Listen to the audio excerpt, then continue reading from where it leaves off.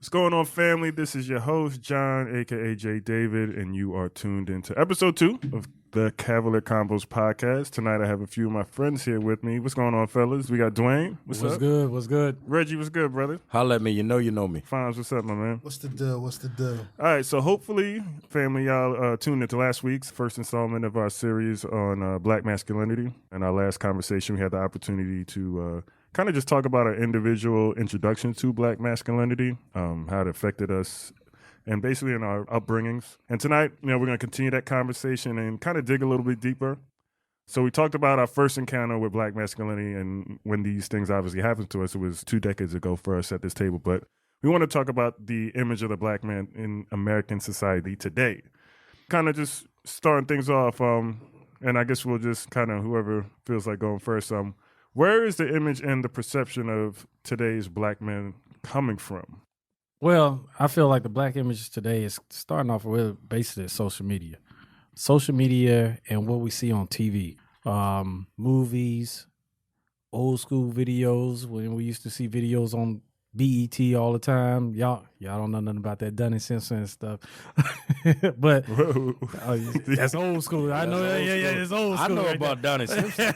But no, I'm just saying, a lot of the images came from TV, social media. Well, I'm going to say TV first. Back in the 90s, we didn't really have social media that much. So I'm going to say TV because what we saw on TV, it was like an image, and everybody already assumed that that's what every Black male is alike. The positive side, they never show. They always show the negative side. So anything that was positive, it was always hidden. Or they might show a glimpse of it and then go to something else. But it's always showing the negative. So every image you see of a negative Black male is always plastered everywhere you go, on every TV channel or anywhere now. And especially now in today's day, social media. You look at Facebook, Instagram, whatever. Fighting. You see all the fighting. You see Black men fighting. You see all this kind of stuff that's going on. So it's always plastered, but you don't never see the positive sides of the Black man. So that's why I say we see it, but we don't pay much attention to it. Yeah, let me say it this way, because I think what Dwayne, you just said, or what you just articulated, is very accurate in a lot of ways. But I think my issue is the image is always set forth in a way that is not about who that man really is. It's most often about what that man has or how he's acquired what he has.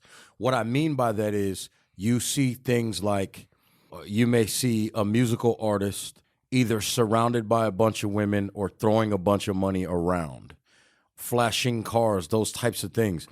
That doesn't mean that that's not somewhat accurate. What I'm saying is there are men like the 4 of us in this room and others that go to work every day, provide upward thinking things to our community, and we don't flash a bunch of money. We don't flash a bunch of clothes. We don't walk around with 18 women on our arm at the same time. And so that image is often rooted in what is essentially, for the most part, a world of fantasy, a world of lack of reality in a lot of ways. Whereas I think about it like this. Nobody, and this is not going to be the greatest example because of the current situation, but there was a time to where the Black family in a sitcom, the only thing that we saw was the Cosby Show, right? True. It was a Black father and a Black mother, and they went to work every day. Yeah, there was a doctor and a lawyer, but they went to work every day. But the images you often see now are not 2 people that have, quote unquote, normal jobs, that go to work every day, take care of their family, and live a normal is a relative term, and live a wholesome life that is not beget with things of flash and things of grandeur. It is beget with love, values, growth, values, and development of the children in the home. That's not often portrayed anymore. And to be honest, it never really was. Yeah, true. Go ahead, Fonz. Yeah, it's pretty interesting, and I agree with both of you said, especially Dwayne, as far as the media portraying what the Black man should be. And the media have a bigger agenda as a whole. They're responsible for selling us certain images of everything. Like they sell us the image of what a white person's supposed to be. They also sell us an image of what the Black person's supposed to be. Right. Who is the 30-year-old black man? Who's the 12-year-old black boy? I don't want to admit it, but they kind of control our minds and control our perceptions at large.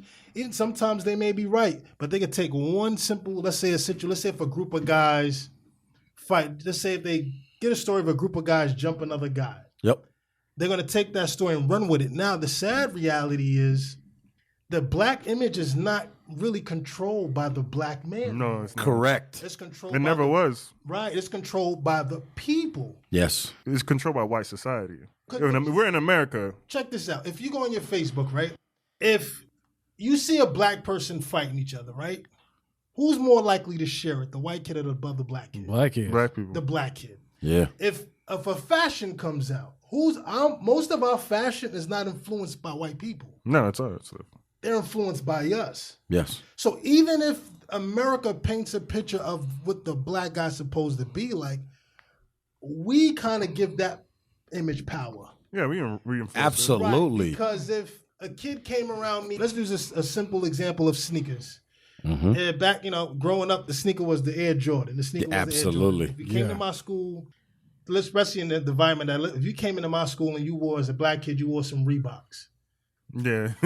You was getting jokes. Yeah, unless you had Your life was a joke. But his personal felines too. His personal preference Pumas. though was those Reeboks. Right. But because of the image that we have and the image that we was forcing on that kid, you're like, yo, dog, why you ain't got the Jordans, man? Mm-hmm. So I will say in a big part, the image of the black man, yes, the media controls it. They control the dynamic. But we also do give it power. And I think it will be in our responsibility to not give certain images that we don't think is a plus, we don't think is a positive to us. We don't give it so much power. That makes sense. Before you go to, I think what it is, we lost a lot what we used to have.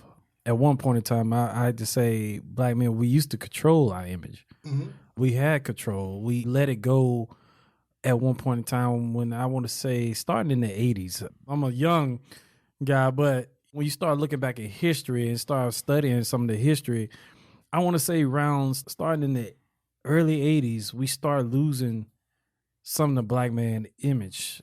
Like we used to say, like guys used to go dress everywhere they used to go. They used to wear suits everywhere they go.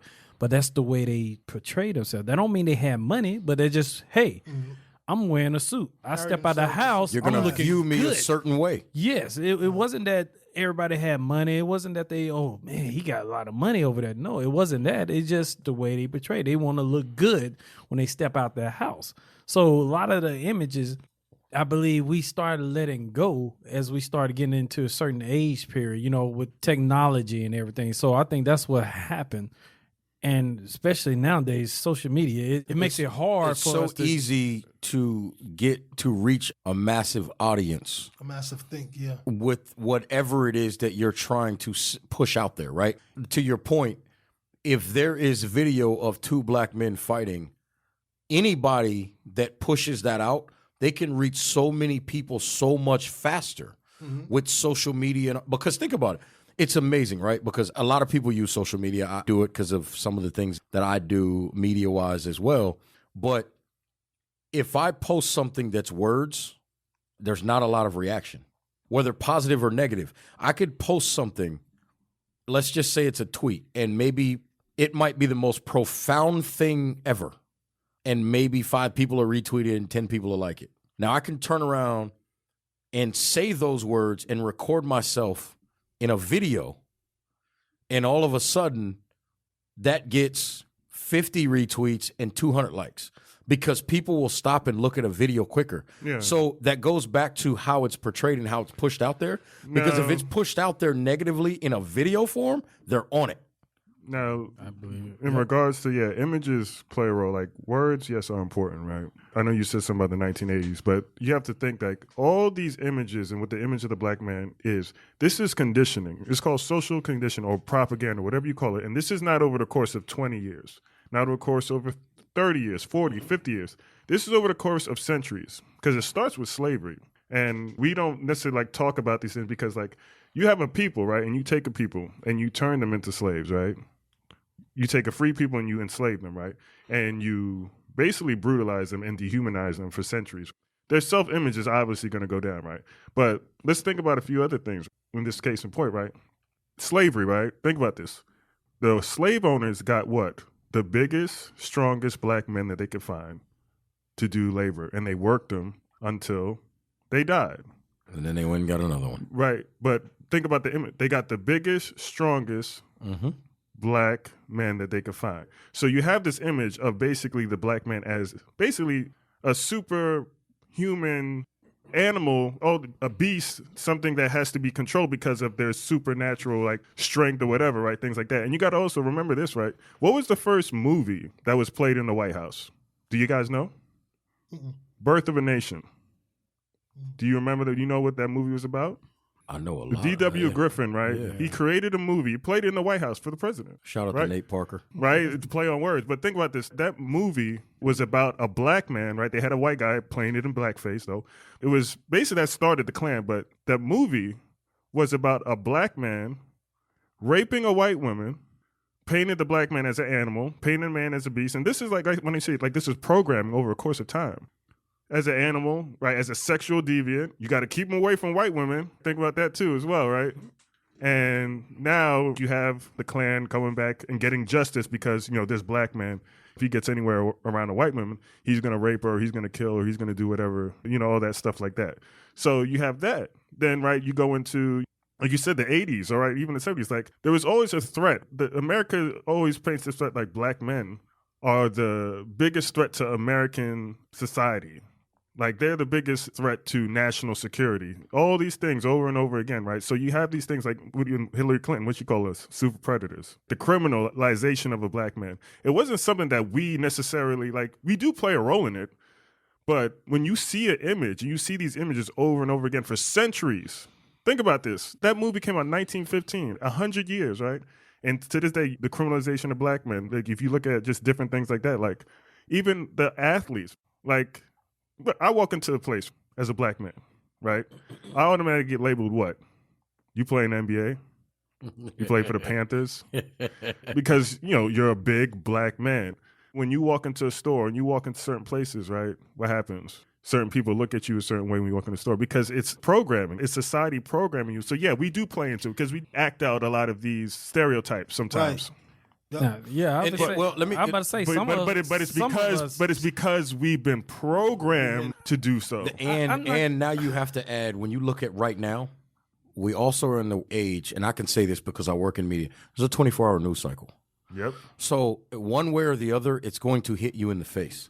It's going to catch every person at some point because it keeps revolving. It continues and continues and continues and recycles. And at some point, whatever that image is, right, of negativity, you may not be a CNN watcher all day, but you might check in for 10 minutes. Well, it's coming every hour. Eventually, at some point, it's going to pop up when you're watching it. And that's how it goes. It's the constant, the 24-hour news cycle and 24 hours of television in general, and the constant ability to consume something, right? Because in the 50s and 60s, they had something called off the air for TV, which meant there was a point in time where you could not consume that. Right. That no longer exists. Yeah. Which means there's always time to push a narrative. Yeah. That's very true. I mean, so these sources obviously come from, like, part of it comes from us, right? As people, comes from us. Part of it comes from the mainstream media. And then a combination of kind of both us as black men or black people perpetuating these stereotypes or images or whatever they are. The action. Right. So at what point does it go from, all right, what role do we play? There we go. What role do we play? Yes. Because, like, are we smart enough to say, like, this is not us? It's enough when you have adults, right, and you see adults, but when you're putting children, right, and you're presenting these things to children, whether it be hip-hop, reality TV, even the way these people in sports and entertainment conduct themselves, and, right, we show these kids these things. Is there a certain level of control that we need to have in that regard? 100%. Yes. Because I think it's all about beliefs. And if you look back, even back to slavery, all they did, only thing that happened, they took away the way we viewed ourselves and gave us the way we should view ourselves. So all they did was damper with our beliefs. So if I can control the way you think, I don't got to worry about what you're going to do. That's exactly right. 'Cause I got your mind. It's like, check this out. If you look at the jungle, right? You got the lion, you got the elephant. Let's use the elephant. I was going to say rhino, but you got the lion, you got the elephant. The lion's the king of the jungle, right? Per se. But the elephant's a lot bigger, it's a lot stronger, and the lion will not go to the elephant and attack it because it knows it will lose. Yeah. Why isn't the elephant the king of the jungle? The only thing that separates them is the beliefs. Yeah. Mm-hmm. See, the lion wakes up going, I believe I should eat this elephant. The elephant wakes up going, I believe I'm lunch. Yeah. So I should run no matter how strong I am, no matter how big I am. That's a little cat, but I should run from him because my belief is I'm less. So when you look at the black community, the only thing they changed was they took the way we believed in ourselves. Because you're right, back in the day, the men had class. There was a standard. There was a Black Wall Street. So they carried themselves Tulsa, Oklahoma. with a certain character, right? The Tuskegee Airmen, they carried themselves with a certain class, a certain, standard. Yeah. But if I could take that from them and now they're searching for something to believe in, guess I've what? won. Yeah, I've won. I'll give them something to believe in. Yeah, yeah, and there was certain things that came and once again, these are outside influences because that time, Dwayne, you made a good point in regards to like when it got to the 80s. But what happened the decade prior to that? Crack. Right, heroin. And I remember saying this last time. The Vietnam War. You sent all the black men away from, and there ain't no men around here. So like, think about like, it's part of it. Yes, it's on us. Yes, because we have to like wake up and be like, all right, this is what they're doing. And the problem is, as people and as black men, we don't ever want to face the reality that we've been played with or that we've been duped. It hurts. But let me ask you this. Let me ask you a question: when, as black men, we're gonna start pointing the finger and blaming everybody else? Let's start taking control. No, but you got to take control. That's what I'm saying. But listen to what I'm saying. Like we say, we don't point out all the stuff that happened in the past. Yes, we've been manipulated and everything. We are structured to do certain things a certain way.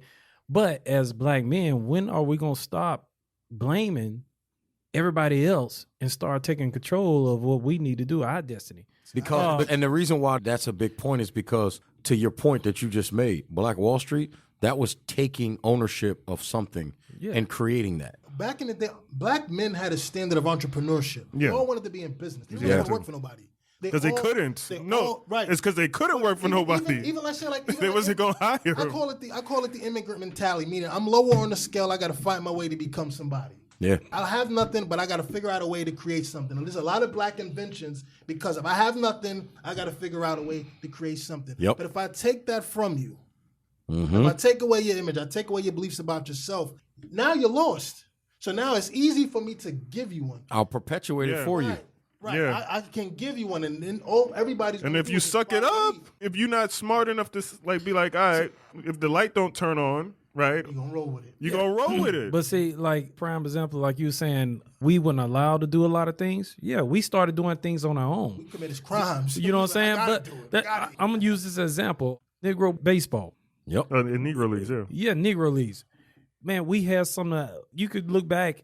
We had the best baseball players in the world. We had the best baseball players in the world. I hate to say it like this, but white America at the time, they didn't want us to play baseball, but then they started realizing it like, hey, they could capitalize on that. How can we bring them in and still capitalize without having so many issues?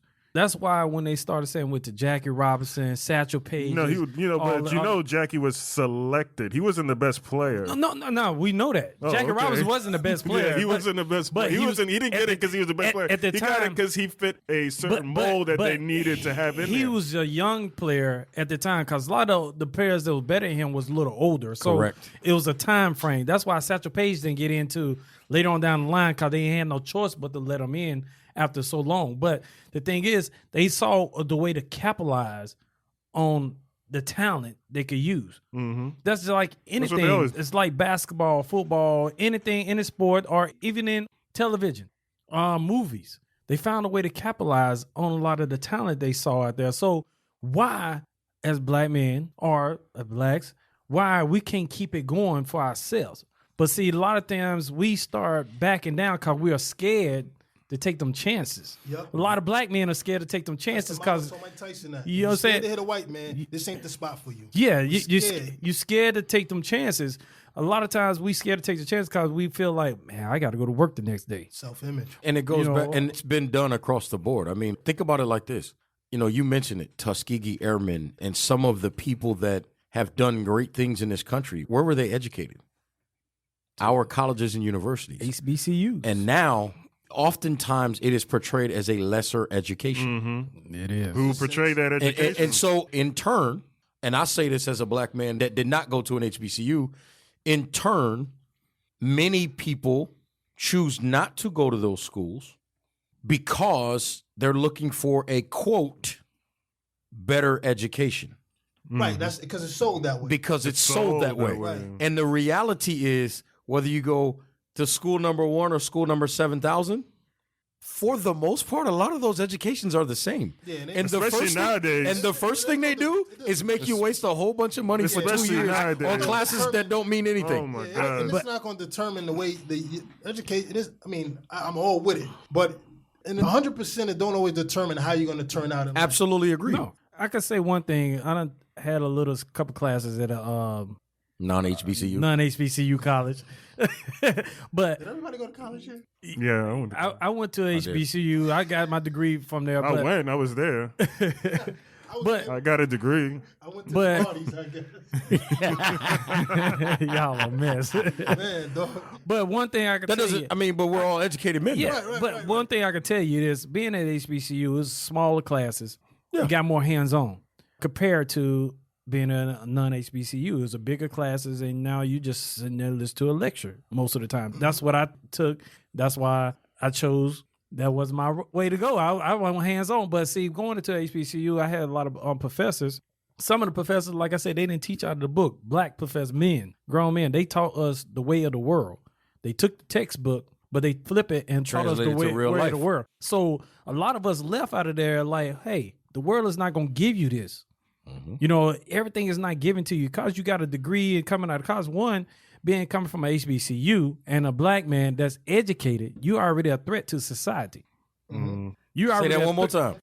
Being a black man, Yes. educated black man, and you coming out of HBCU, you already a threat to society. Yeah, your skin color is a weapon, and your brain You know is a what I'm weapon. If he got self-belief and a high self-image, yeah, he's a threat. Yeah, He's If he's passive, he's just a guy with a degree. yeah. yeah, If he's not- passive, no. And I can get him. Here's the Yeah, if he's deal. passive, if he's Here's the passive, deal. they love you're those right. dudes. This, Yeah. is, this is what have to happen. This is what have to happen, right? If the black man did one thing, if he did one thing, I promise you, it'd change the narrative. It'd change everything. If he just for once, believe in his own power. See, all the white man does is watch us swing the bats, and they step back and use them. We don't use our minds enough. We're scared to use our mind. We'll use our bodies, but we don't. It's Yeah. Same thing with women. We will go. That's another subject. Yeah. So, Hey, that's a teaser for episode 9. We're so into our bodies that we forget to use our mind. But back to what I said, though, that was the stigma. That was what we Well, that's were what Iphonzo brought said. here to They do. took that away from us. We were brought here to be bodies. We thought that was our only strength. Yes. Because they didn't want us to read. They didn't want us to get knowledge. No. They said, listen, you're a strong black guy. Naturally, genetically, we have more testosterone. We're a little bigger than most of the average. Any other Correct. races, black men is more stocky and more strong and has more test. That's positive. But you know what? The white man, they gave the white man, you know what he'll use? He uses brain. Yeah. See, we get away from our brain. The problem is, though, they can use that to make us feel less. Correct. Everybody, and I know a lot of black men with talent. Yeah. Yeah. You got a talent, you got a talent, I don't know what it is, but you have one. But But we're so afraid. We don't want to go through the pain. That's why. We wanted the easy way. This is why they can take our image from us. We don't want to go through the pain. I may have a great idea, but I don't want to go at the risk. I don't want to be risk averse. Which is why our kids don't try in school. Which is why you have Right, black. they give 'em you know what I mean? Kids would rather get because they act stupid in school. They act like they can't read. Yo, I remember kids acting like grown kids, 19, 20, 21, acting like they can't. Acting like they can't read. Mothers and fathers is probably the same way. Look, Acting One- like they one- can't do one- math. one is- To be funny, right? To do all these Yeah, things. it was- because, yeah.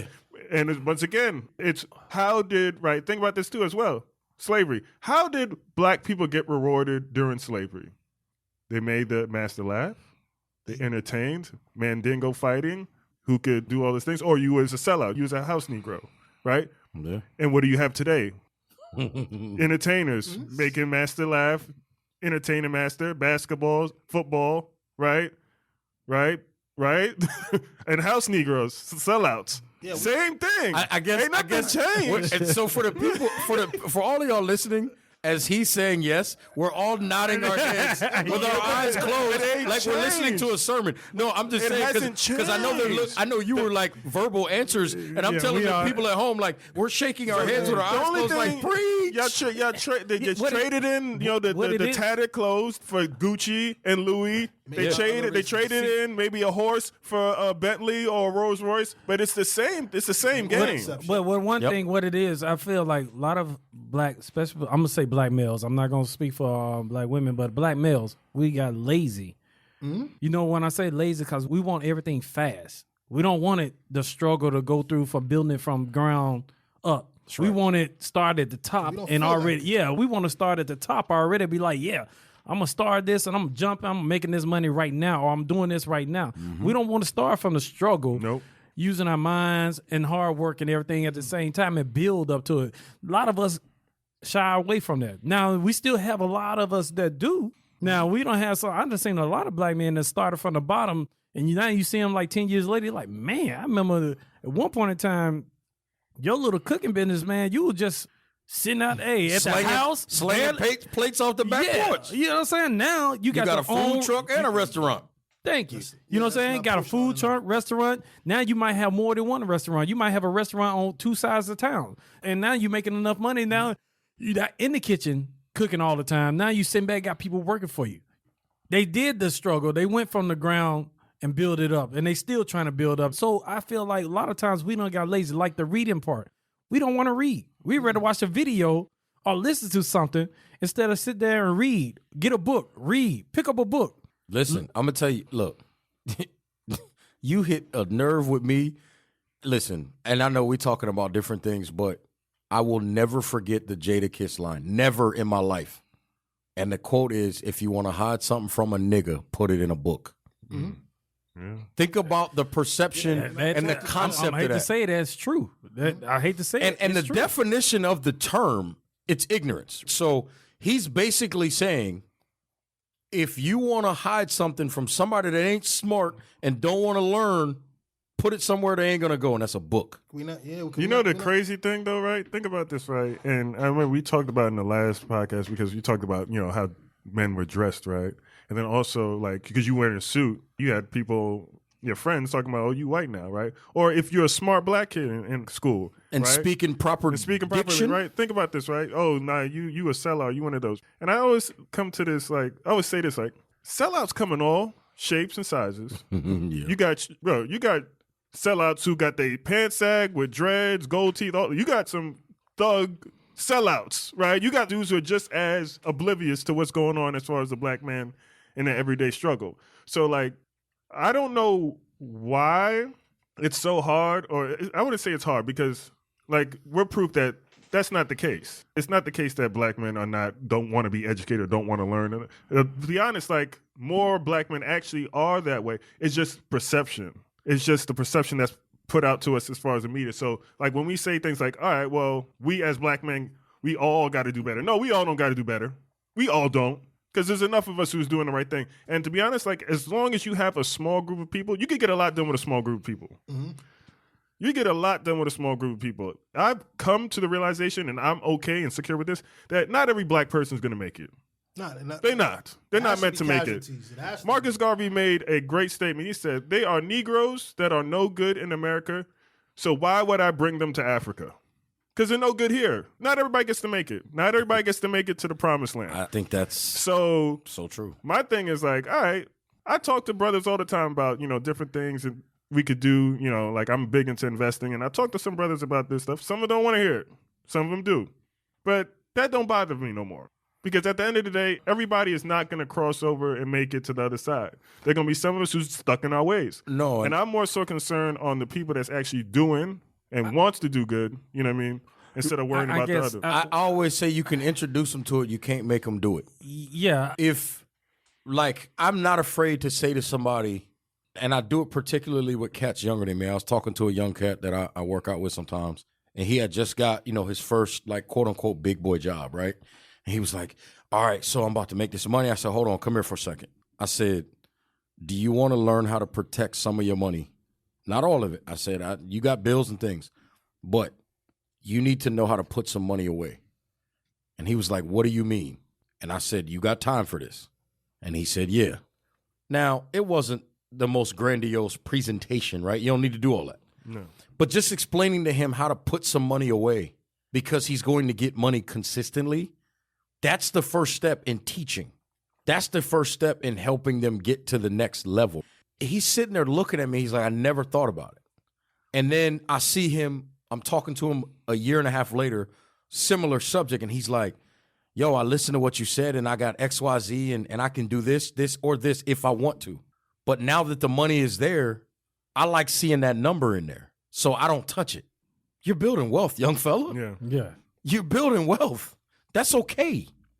That is okay. But most of the time, we run into people, nah, I ain't doing that. I'm not going to see the number I want fast enough.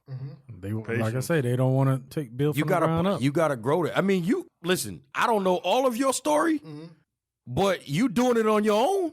Yeah. You figured it out. Blood, sweat, and tears. I'm sure it was. But how many days was there frustration? Bunch of them. How many days did things not go perfect? Bunch of them. How many times were you like, should I keep doing this?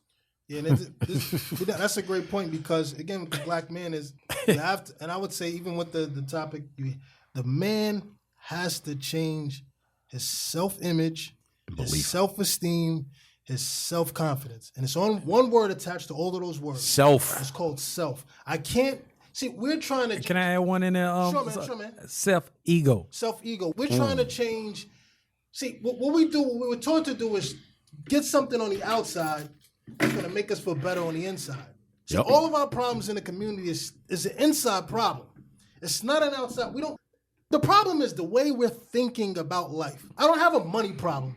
The way I think about money is my problem. I don't have Say that then. Right? I don't have women problems. The way I think about the woman make me my problem. Yeah. I don't have ego problem. The way I'm thinking about myself is the problem. So if I could change this one thing, if I could change the way I see myself, then I could change everything that's going on in my life. So, and if I was to say, like, you're right, you can't change everything. It's not our goals. We're not Jesus Christ, whoever. I don't really believe so. I just threw that out there as a line. But it's not our job to go out there and try to change people. That's not the gig. But this is a podcast, and the goal is to hopefully that it's actually helpful. It's to Reaching people. To reach I would whoever say will listen. if anybody that was listening, if you're going to change one thing that could change the way, the direction of your life, of any area, health, wealth, or relationship. That's the key to happiness is your health, your wealth, and your relationship. If any one of those go out of whack, your happiness is going with it. Sometime you got to fix it. If your health go wrong, your wealth go wrong, your relationships go wrong, they're going to cause some misery. That's real. If you could want to change any one of those areas, as a black man, the one thing that we would have to change, and it goes along with the topic, is the self-image, the way, and be okay with it. Yes. Not let what's going on in the outside make me shift. If I want to study crypto, my friend shouldn't deter me from studying what is crypto. studying? Yeah. I should tell you to go be the best crypto person ever. Take over crypto. Run it. Get a tattoo crypto. Yes. And that's what happened, like you say, when we had those guys that was straight A students, all A classes, honor classes, but then you start looking at them like, man, you're a nerd. Why? Let them be a nerd. Because I'm going to break something down. Because when I was coaching our kids today, we was talking to them, and after practice, we talking to them all like, oh, we got to go to school. I said, yeah, y'all student athletes. They like, yeah. When I make this, and I said, first and foremost, you're a student first. I love that. You're a student first. Yeah. Your grades will take you anywhere you want to go. Your grades, they can't take that away from you. Your education, they can't take that away from you. Sports, anything in sports, you could lose overnight in 1 hour or a second, a minute. A play. You could lose it in any time. But your education, they cannot take that away from you. Get your education. Your education take you wherever you want to go. They looking at it like, but coach. I said, but coach, nothing. Because the public money, the public information about what Cam Newton makes, and I'm just using him as an example, about what Cam Newton makes versus what the chief of police makes, don't nobody know what he make. Yeah. And don't nobody want to talk about that. And don't know Cam Newton make maybe $50 million over 5 years. Yeah, But maybe make $50 million over 5 years, something like that, right? But the other guys, right? The guys who are working, like the police chief or the fire chief or whoever, CEO, whatever, they're making that stuff over the course of 30 years. As a black 40 man, years. But see, the thing is, I was telling my young athletes, like I say, all of them were black athletes. We have all black kids, right? Yeah. But I had to explain to them, that's just gonna be given to you, but you got to get your education. And I tell them I had to give some numbers to them, like, what's the percentage of all of y'all gonna go to college? If you get to college, what's the percentage you make it to the professional sport you get into?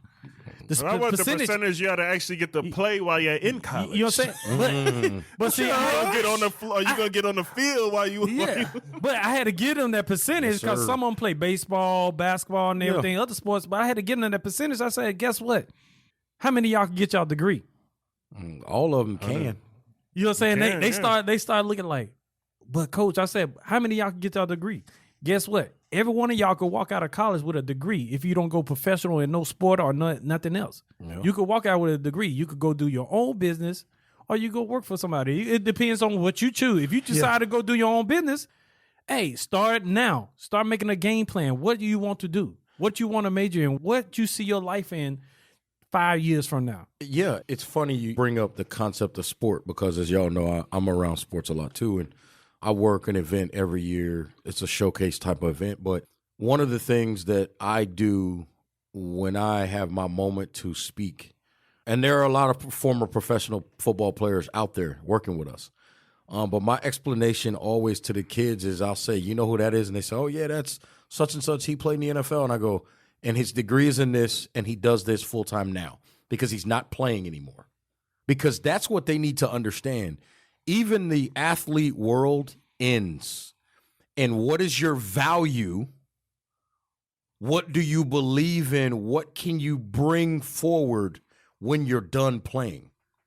Because if all you can do, getting back to that whole concept from slavery, if all you can do is run fast, jump high, that ain't enough. At some point, you're gonna be. You can't run fast or jump high. At some point. Now, what are you? What is the image of you when you can't do that anymore?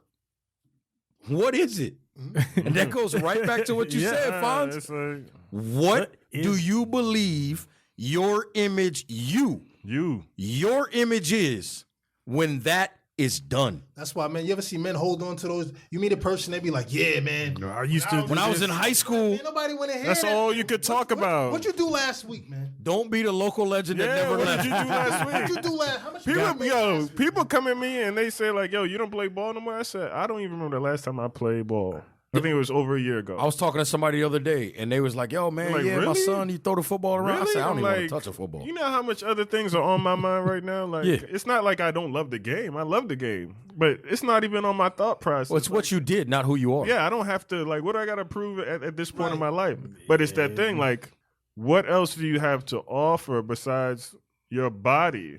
Like, well, like it sounds crazy talking about men. I also think usually that's a conversation you talk to women about. You know what I mean? I also think to that point, as men, right? Go ahead, Reggie. I also think to that point, getting back to what you said. In the position out there and using go ahead. Right, but I also think getting back to the point that you made earlier, right? The whole concept of the image, it's also right because what we've been bred to believe is when someone says to you, I bet you can't, or you can no longer do X, Y, Z, it's often taken as a challenge to our manhood.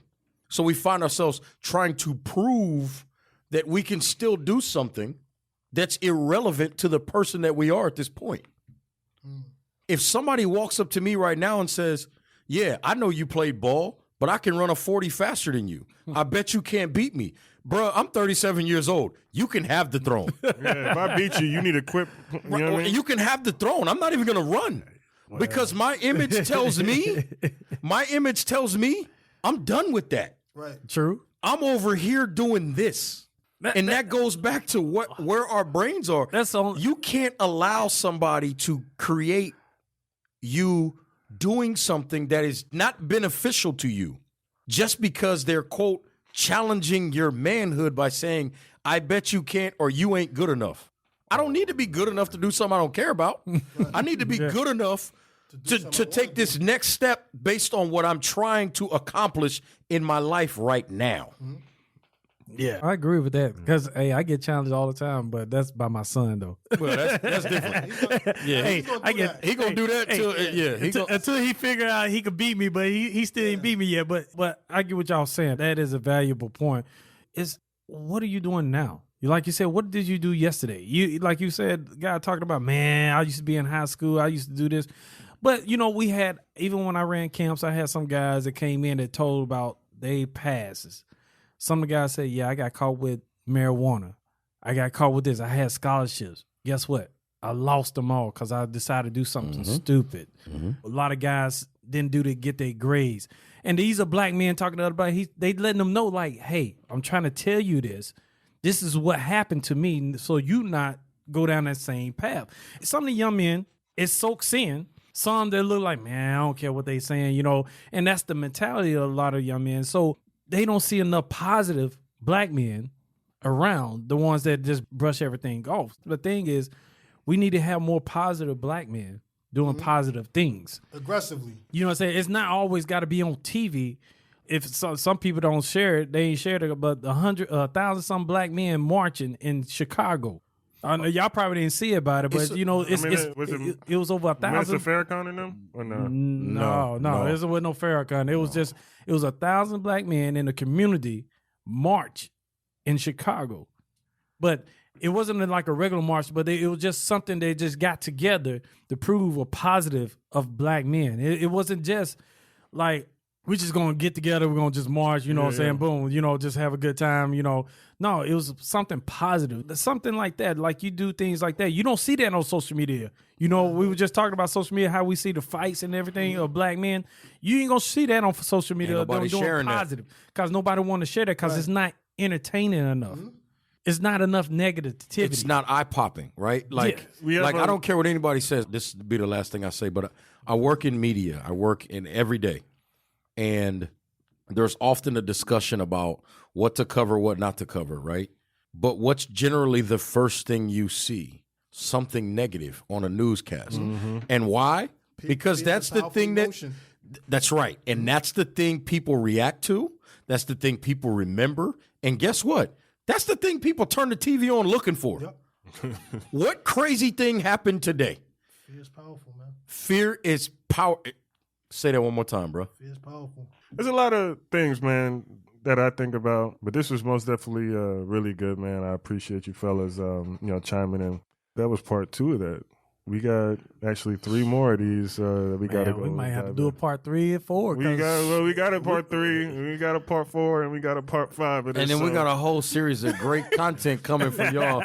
Just lock in. Don't even worry about the numbers. Just make sure y'all hit that subscribe button and lock in consistently because knowledge is coming one way or the other. So we're going to do a part 3 of this one too? Yeah, we got a part 3 coming. Okay. So after this part, somebody got to leave a positive note. I was going to say that. I was going to tell you. Yeah, leave a positive note because I think we positive note, man. Go ahead, Dwayne. Do your thing. Man. Why y'all always picking me? Because I'm the older one here? Yeah, Nah, because I'm going to leave that alone. I ain't going to go there. Go there. I wasn't going there. This is how you be looking at people. A little bit. I can get it's how he be looking at people. You know what I'm saying? No, hey. Well, this is one thing I want to say to our black men. Like I say, be a positive image to the community. Stop going with the social media. Stop posting all the negativity. I talked last time about being the king, treating your women like queens. Right now, black men, we need to stand up. Man up. Be positive role models. Do something positive in the community. I don't care what it is. If you coaching, volunteering to coach for Little League football, you want to go talk to a school, do something positive. Start worrying about what everybody else say to you. Even though if you got to go to work the next day, be proud of what you're doing. If you're not happy about going to work the next day, find something else. Find your own path. Just stop the negativity. Stop fighting against each other, or start downing the next black man. That's basically all I gotta say, man. Well, appreciate it, brother, and appreciate y'all fellas. And yeah, we out. Be better today than you were tomorrow, than yesterday. Whatever I said. True.